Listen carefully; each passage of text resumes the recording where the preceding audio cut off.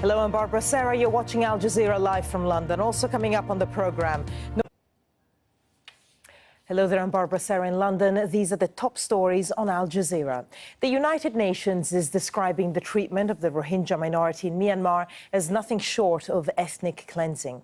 Bangladesh's government says 3,000 Rohingya have been killed in recent weeks, prompting an exodus of refugees across the border. Meanwhile, their villages are either burned to the ground or are still in flames. Divya Gopalan reports. An issue with that report. We'll try and bring it to you now.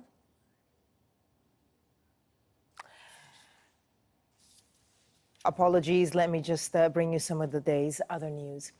Cuba says at least 10 people have been killed by Hurricane Irma after it battered the country over the weekend. At least 38 people are now known to have died across the Caribbean. Cuban authorities say that some were killed after ignoring evacuation orders in several provinces. Irma is now crossing into the U.S. state of Georgia from Florida and has been downgraded to a tropical storm. The UN Security Council is preparing to vote on new sanctions against North Korea. The U.S. had to water down its draft resolution with measures to try to win support from Russia and China. The sanctions are in response to last week's nuclear test, the sixth and largest carried out by North Korea. Pyongyang has warned it is, quote, ready and willing to respond with measures of its own. James Bays has more now on the draft resolution from the UN headquarters in New York.